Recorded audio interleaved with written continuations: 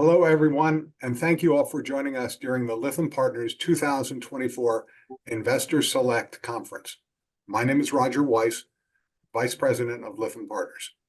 During this Fireside Chat webcast, we welcome Gladstone Investment, NASDAQ's ticker symbol GAIN, for joining us.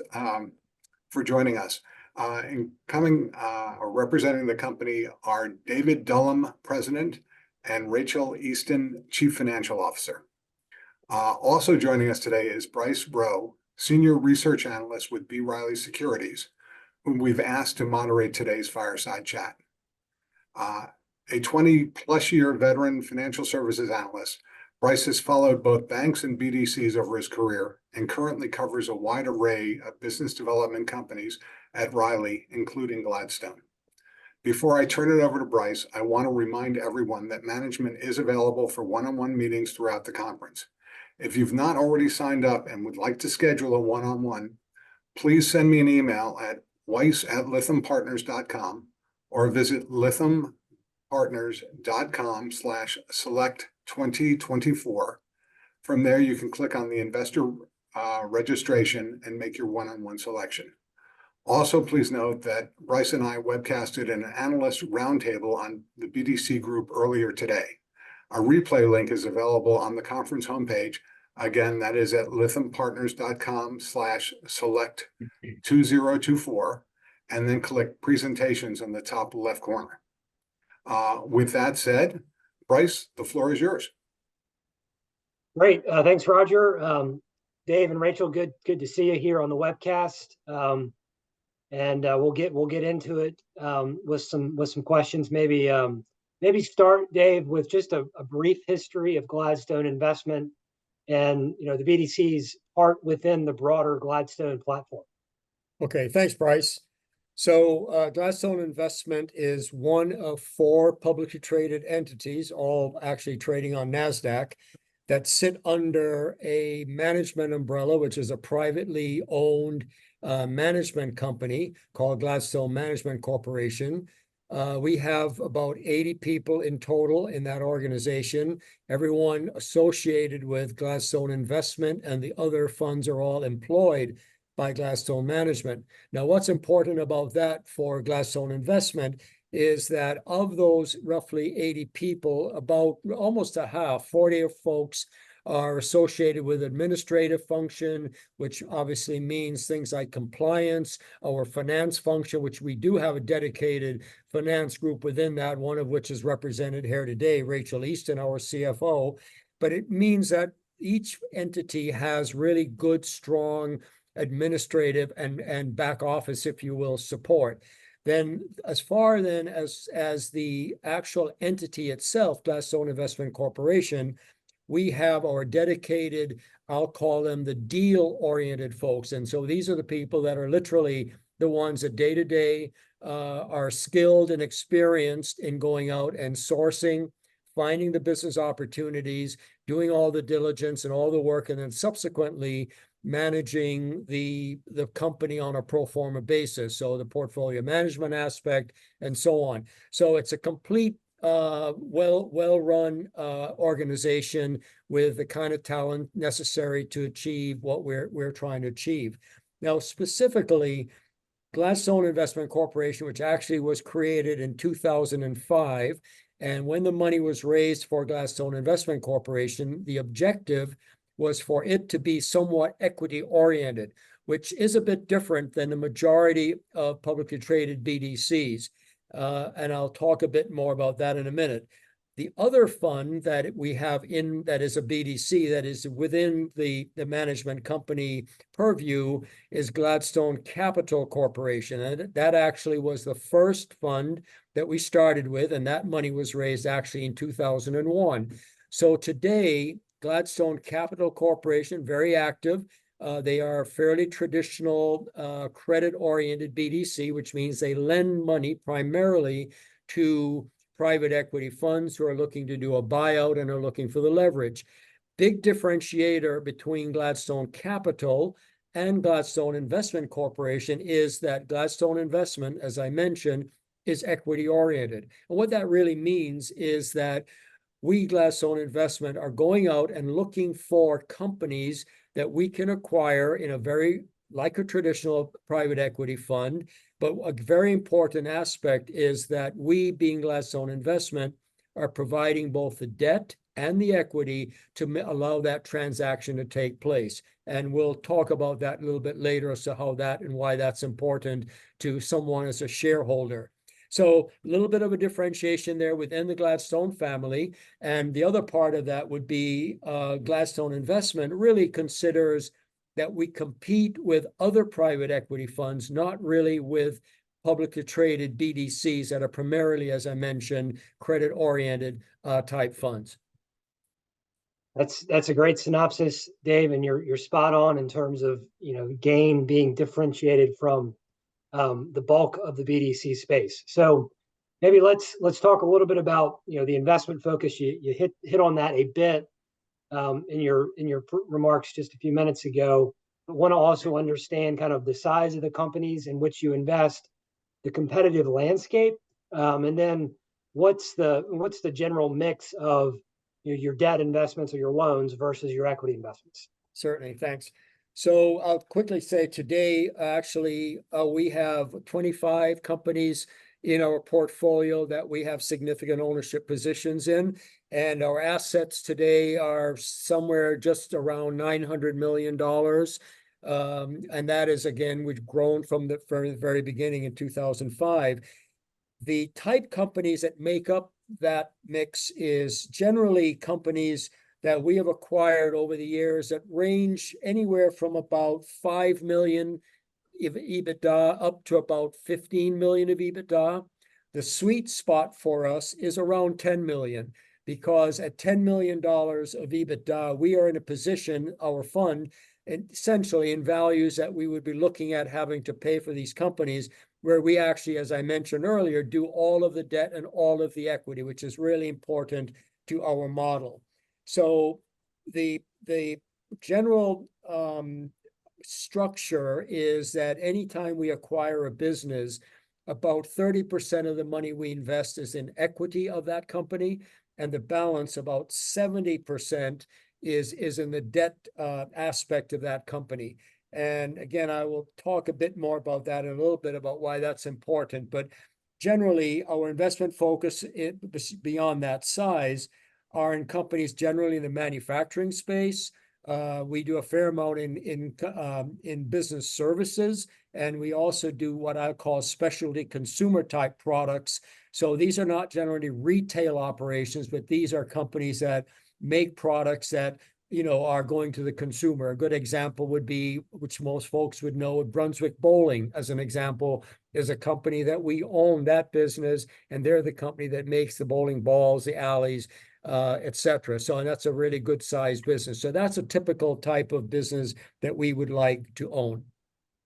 And Dave, do you compete against other BDCs as you're trying to source these investments, or not? I'm just kind of curious how you stack up against, for example, your sister BDC Glad, in terms of sourcing transactions. Yeah, good question. So we would generally not really compete with Glad from the sourcing standpoint, because generally, again, what they're doing is they're looking to the private equity funds as their leads to be involved in those transactions. However, we might be potentially competing with the private equity fund that might be looking at buying a business that we are looking at as well, which is generally going to be sourced through the investment banks, the traditional M&A, merger and acquisition type shops that are around the country. And we have a very active sourcing program. So we cover the country with our deal folks, and we're out there all the time calling on, again, investment banks. And generally, in the terminology, we are usually getting involved in these processes where investment bank is representing a seller, whether it be another private equity firm who's selling a company its portfolio, or a lot of times it's where there's an actual change of management teams or change of control in a particular company, and we come in and we would invest in and get involved in that process. Now, the way we compete with other private equity funds in those types of processes are a couple of ways. First of all, the fact that we are an evergreen fund being publicly traded versus a traditional private equity fund that is, once they raise one fund and they get that fully invested, they then have to go and raise the next fund. We do not have to do that. We're able to access, obviously, capital, both common equity, debt securities, our own debt securities that trade publicly, and also bank line of credit. So we have a continual access to public markets that help to fund our activity as we go forward. So one advantage then is that we are evergreen and we don't have to worry about sort of end of life for a portfolio company. And a lot of times that can be a real advantage because the management teams that we're investing with when we buy a business may want to stay with that business for many, many years. And we're not having to really force an exit or a transaction at the wrong time, if you will. Another advantage is that because we provide the debt and the equity to make the acquisition, as I mentioned, once we've decided and we like the business and we've got agreement with the selling group on a value, we do not have to then go to another third party, such as a traditional lender, and try to get them involved in the transaction. We're the ones, we being Gladstone Investment, are taking that decision. So it really has some real benefits versus our competition, again, being a traditional private equity fund. Got it. That's helpful. It's interesting. Roger and I in the analyst roundtable talked about the permanent capital nature of BDCs versus private equity funds being an advantage of and a reason why BDCs will go public is to capture that evergreen nature. One other thing we talked about in that analyst roundtable was, NAV per share growth or net asset value per share growth being one of the primary fundamental metrics that I look at when I review BDCs. And this might come as a surprise to a lot of investors, but Gain has the strongest track record of NAV per share growth over the last 10 years, and better than names like a Main Street or an Ares that are more top of mind to investors. So can you talk about your investment approach that's really supported that level of NAV per share growth? Yeah, sure, Bryce. Would you like to? Yeah, absolutely. Yeah, absolutely. So the primary driver, I think, of Gain's NAV growth, especially over that last 10-year period, really has been consistent and diligent portfolio growth. And we've really experienced that two ways. First is going to be both through meaningful new buyout investments, as well as add-on investments that we've made to existing portfolio companies. And then that second piece will just be value creation that we've experienced across the portfolio. So to that first point, as we look at our buyout strategy, we have focused on investing in portfolio companies with proven competitive advantages and strong management teams. And as we've grown the portfolio, we've also grown the size of our target investments. So we're now looking, as Dave mentioned, to invest up to $75 million in potential new deals. And then we may look to create value in our investments through add-on acquisitions at these portfolio companies. So, we consider this to be just a really positive event where we're able to increase our investment in a company where we know the management teams and the business, and where we believe we can continue to build incremental value. And it's going to be that value creation where, we see a real benefit, I think, from a NAV per share level as we hold that sort of 25 to 30% piece of our investment portfolio in equity. And we're going to be able to experience, fair value fluctuations and ultimately generate returns at exit. So as we look at our current portfolio, which also I believe Dave mentioned, we're now at over $900 million in fair value as of this past quarter. I think we have really seen that long-term benefit of the buyout focused model and how it directly correlates to that rise in NAV per share. Got it. Yeah, that's helpful. And I think other BDCs that have done well from a NAV per share growth perspective also will take some equity positions in their investments, maybe not quite to the 30% level like you all do, but it's really been a strong driver of BDC performance over time is the ability to realize gains over time, first as unrealized appreciation, and then upon exit, you realize those gains. So it's a great strategy, and certainly I appreciate it. Let's see. So you've got this model where you take kind of a majority economic interest in your portfolio companies. It's different than most BDCs that are really just investing in debt alongside a private equity sponsor. And because of that, I would assume that Gain has pretty good visibility into the health of its portfolio companies. Can you talk about, is that, first of all, is that true? And then number two, can you talk about the health of the portfolio today? How does it look? And given what many would argue is at least in an uncertain macro backdrop. Sure. And I think, well, first to your question, is it true? The answer is yes. And a big part of that is, again, our model, as I touched on briefly in the beginning, it's important to maybe reemphasize it here, is that when we do debt and equity, we are very cognizant of the benefit to our shareholders, in that the debt portion is important, right? Because that part is what's generating income, the interest we're generating on that part of the portfolio, roughly, as Rachel said, about 70% of our assets. And that we flow through, and I think, Bryce, as you know, on a monthly basis to our shareholders in the form of a dividend. However, we also really think about these companies as a private equity type person, and we're looking at where is the equity upside, not sacrificing the income part, but really where it stands on its own as well. So as we think about a new company that we're looking at, and when we try to model out what the upside might be or the relative risks that are associated with that, we really are thinking about having the ability to generate a significant cap gain as well on the equity portion of the investment, which further then comes along as we now do it nowadays and have done it quite consistently, and hope to continue it, is with these supplemental distributions that are coming from capital gain.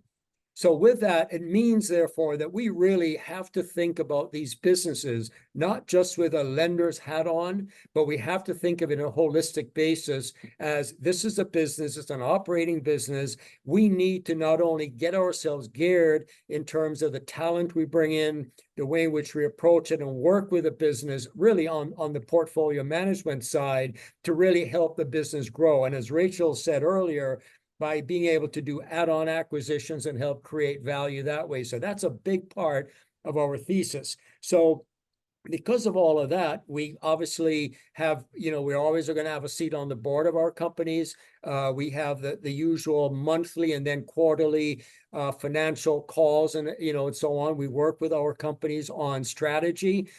We also, unfortunately, from time to time, have to make changes in the management teams. So we're very proactive with the way in which we function and operate with our companies. Now, we as the sort of deal folks in Gladstone Investment, while any one of us is working on all of those aspects, we're not clearly going to run the businesses, but we get very involved in understanding what it's going to take to run them. And if we bring in folks from the outside to help, we go do that. We're not just standing by.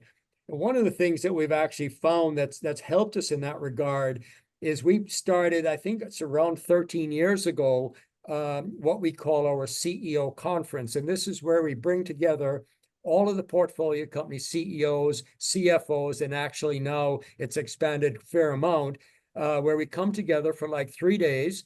And what we do there is have a networking environment where the folks from all of our portfolio companies have an opportunity to learn from and talk with the other management teams of the other portfolio companies that are quite different, perhaps, when you think about a manufacturing versus, let's say, a very creative consumer-oriented type business. There's interaction there. So we really help facilitate that, and we found it to be really, really helpful. And we learn a lot as well because we understand more about what's going on with our companies. We bring in experts from outside to talk about different aspects of running a business and so on. So as a result of all of that, we really do have, to your point, have a somewhat great degree of visibility into our portfolio companies. So we can not only obviously have to react if things aren't going well, hopefully, frankly, we're getting ahead of the game on certain aspects and can be, again, proactive in making that happen. So with all of that said, and thinking about the macro side of things right now, again, you know, who knows where this year is going in 2024. Certainly interest rates, you know, appear to be trying to moderate down, but no certainty with that. But right now, I'd say all of our portfolio companies are in pretty good shape. You know, we focus a lot on their ability to pay us our interest. I think we're in good shape there. And frankly, subject to some crazy, you know, downturn of some kind, which I'm not sure we see. I think our portfolio is, again, as I say, pretty healthy and excited about where we are today. That's great color, Dave, and you know, I'm only aware of one other BDC that can put together a CEO or CFO day like you just spoke of. So certainly impressive and an advantage to you all in terms of, you know, being that close to your portfolio companies. Yeah. You know, let's shift to maybe portfolio mix, equity versus debt. And then, you know, want to make the comment that, you know, you can have, if you have a heavier equity piece of your portfolio, that can sometimes kind of translate into choppier quarterly earnings, you know, as you get dividends from equity investments or you get success fees when you have some level of an exit. Can you talk about, you know, maybe how that mix you know, impacts the dividend, you know, whether it be base versus supplemental, and then talk about maybe how you think about those the payout of supplementals. Sure. Maybe I can take a first part of that, and then Rachel could Sounds perfect. add in on it. I think the first part you touched a little bit on was the sort of mix between debt and equity, and Yep. sort of ties back to a comment I think I made a little bit earlier, because we are doing the debt and the equity in every deal, and they always will be linked. In other words, you rarely would find, unless something unusual happened where we sold off for some reason, an equity piece in one of our companies and just kept the debt. But you'll never generally see an equity investment in a company where there is not likewise a debt investment in that particular company on our balance sheet. And as I mentioned earlier, that's on purpose. We do that. And the way we think about it when we're buying a business is, again, that 70-30 mix you've heard is, again, pretty much the formula that works for us. And it works because what we think about is we want the total dollars to generate a cash on cash return that is certainly providing that sort of consistency of cash distribution and therefore going to our shareholders in the form of dividends. So that mix kind of works for us, and if we hold to that, with the idea then being that the equity piece is what's going to ultimately grow and provide this incremental mix. So it's a very thoughtful approach to, again, the blend, and that does lead to, as you say, where does our income come from to supplement the dividends and so on. And maybe Rachel, you might address that one. Yeah, absolutely. I can jump in there. So I think Bryce, the phrasing you used was choppier earnings. And, you know, I think that's right when you consider the portion of our portfolio that's invested in equity securities, but it's also going to be the non-recurring other income streams that we have as well. So kind of taking a look at our regular monthly distribution strategy first, that's going to be supported by the investment income that's generated from our portfolio. And that income's comprised of two distinct buckets. We have interest income we earn on those debt securities, and then we also have other income, which can be comprised of dividends on our preferred equity investments or success fees. So this is going to be different from how we consider our supplemental distributions, as those are generally supported by significant realized capital gains that we've historically earned on the exit of the equity portion of these investments. So I guess sticking with the regular monthly distribution piece of this that's earned through the investment income, this other income bucket can be a bit volatile when we look at it kind of quarter over quarter, you know, sometimes even year over year, but we do factor in that volatility as we consider our distribution strategy annually. So just high level to kind of cover what's in that other income bucket. So as I mentioned, we do have dividend income. So that's going to be, dividends on preferred equity investments in our portfolio. Typically, it's a stated rate, typically 8%, that we may take time to time, but it will be dependent on the ability of the portfolio company to support paying a dividend. And so that's why it might not be as consistent as our regular monthly interest income. And then the second component is our success fees, which most of our debt investments generally have success fees that are contractually due upon a change in control. So that's typically as a result from an exit or a sale. But we don't only earn these fees when an exit occurs. Sometimes it is common practice for some of our portfolio companies to choose to prepay these fees from time to time and not just upon exit. So that can create variability across periods as well. But, ultimately, despite this volatility, I think Gladstone Investments' goal is to pay out stable dividends with steady growth. Our regular monthly distribution growth is going to be directly correlated to the growth in that level of investment income, both in the consistent interest income and these more variable income streams. But just to take a look back, since inception, through this current quarter end at 12/31, Gain has paid 222 consecutive monthly distributions to shareholders.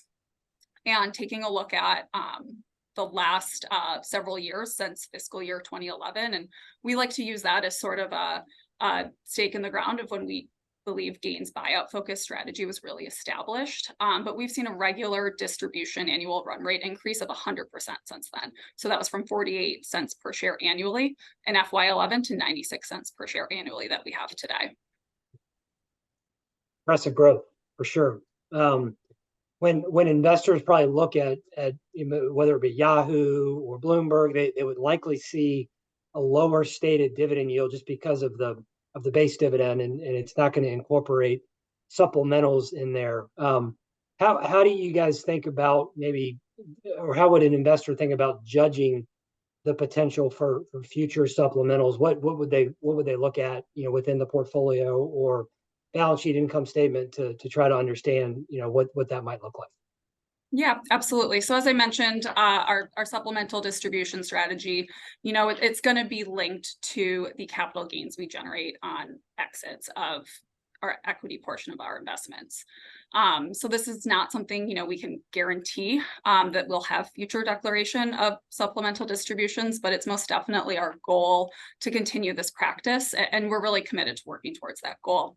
So one thing to note is last quarter, we had a very large supplemental distribution that we paid out to shareholders, an aggregate of $1 per share across November and December, which we were very proud of. And this was in addition to an additional aggregate of 48 cents per share in supplementals we had paid already during the calendar year 2023. So the Gain model, it includes that target investment mix of 25 to 30% equity, and that has the potential for these high returns through the realized capital gain appreciation on exit. If we look at our historical returns since inception, we have an average cash on cash return of nearly 4 times. And that's really what's, fueling these supplemental distributions. So our ability to pay them out is going to be supported by those gains. So, investors can monitor our exits as they progress and any associated realized gains that we disclose publicly, as well as kind of recent historical levels of supplementals to kind of judge for that future supplemental potential. Got it. And I would assume you can also kind of look at the schedule of investments and see where you might have some unrealized appreciation that could eventually convert into a realized gain that would help fund a supplemental. Yes, exactly. And, I think it's going to be, directly tied to our exit strategy, and it is constantly evolving. So you can look at the schedule of investments and kind of see how that portfolio is maturing, and yes, kind of the unrealized appreciation that might exist on some of those longer held investments. Got it. All right, maybe one last topic as we're getting to the end of our time here. So Roger and I talked about balance sheet leverage in that analyst roundtable, and kind of made the point that maybe lower balance sheet leverage creates a lower risk profile Gain actually has, very low balance sheet leverage, lower than most BDCs. Can you talk about, maybe why that is? I think Dave, referred to the various sources of debt capital that Gain uses. But can you talk about, how you source that debt capital, and then are you raising equity to, at the same time to help manage the balance sheet? Yeah, absolutely. I completely agree with what you just said. I think we believe that lower leverage really produces a better risk profile. We believe the market appreciates that, and kind of overall, I'd say Gladstone Investment, we're probably more conservative in practice than most. And we do look to kind of aim to keep a very conservative leverage profile. One thing we are very mindful of is the 150% asset coverage test that BDCs are required to maintain. So that's, an asset coverage to debt of 1.5 to 1. Right now we're in kind of the low 200%, which, plenty of room there compared to the 150. So, as we look at our various capital, sources, we are focused on, I think, primarily a few things. So first of all, we have long-term fixed rate financing, and we look to meet our funding needs that way, and supplement that with usage of our credit facility. So we have 3 publicly traded notes, Gain N, Gain Z, and Gain L on NASDAQ, which in the aggregate represent about $340 million of outstanding debt. That was about 83% of our total debt outstanding as of our last reporting. Those public notes don't mature until 2026 and 2028. So they've really allowed us to lock in for the last handful of years long-term capital at very attractive interest rates, 4.875%, 5%, and we also have some at 8%. Additionally, we have our credit facility, and that provides us with flexibility of accessing debt capital when needed. And then in addition to our ability to access the debt markets, Gain also has a common stock ATM program in place. It was last established in August 2022, and that allows us to tap into the equity market when prices are at a premium to NAV. We really consider this to be a great way to supplement all our borrowings with accretive equity capital. And so we just consider this a really valuable tool in our capital raising toolbox. So while we aren't necessarily selling, maybe large amounts at a time, we do look at these equity sales as, really helpful in keeping the 150% coverage requirement in check, and allowing us to kind of keep that conservative coverage ratio in check as well. So as we look at, our deal pipeline, and as we're targeting these new deals up to $75 million in total investment size, we want to keep that leverage cushion ample in order to allow us to absorb any additional debt financing that we may need to fund the pipeline. And then we have the ATM tool in place where we can supplement that with additional capital as needed. And the other piece to add to that, maybe very quickly, is the fact that we Sure. do have obviously the equity pieces, which we, as we pointed out earlier, exit from time to time. When we do exit them, we generate these significant capital gains. We actually utilize some of that capital. We obviously make these supplemental distributions to shareholders, but also gives us the ability to pay down on our revolving line of credit. So really, as Rachel said, when we look out and in doing our projections, estimating what transactions we may be doing, new investments we may be making, we're always cognizant of that, maintaining that debt to equity ratio. And if we think, for a reason, we think, geez, because we're doing more, look like we're making more investments, we're going to need more capital. We really think through, do we want to go and do another equity raise, or, how we supplement that, plus factor in potential exits that we think may happen. So we really try to balance it. I would say, I don't say we'd have a stated policy, but I think we'd be really always at the point where we would never want to probably get much lower than perhaps 170, this 150% ratio you heard, but maybe 170. Always try to keep it, and always having access to the public markets to do equity or certainly some kind of debt security. That's great. I think this was helpful, this discussion we just had, and appreciate your time. And I'll turn it over to Roger for closing remarks or kind of exit remarks. Very good. David and Rachel, Bryce, we really appreciate your taking the time to join us. I learned a lot about Gladstone, and I'm sure our viewers will find it both educational and enlightening as well. As we wrap up, 2 quick reminders to anyone out there who's not already signed up for the one-on-one. Again, please send me an email at weiss@lythampartners.com, or again, visit lythampartners.com/select2024 and click the Enter Conference Site button. And don't forget about the BDC Analyst Roundtable that Bryce and I participated in earlier today. Webcast links are available at the conference homepage at, again, lythampartners.com/select2024 and click on presentations in the top left corner. I hope you all can join us. And Bryce, David, and Rachel, thank you again. We hope you enjoy the conference. Thanks, Roger. Thanks, Roger. Thanks, Thanks, Roger. Bryce. Bryce, thank you very much for being here. Absolutely. Thanks, guys. Thank Bye-bye. you.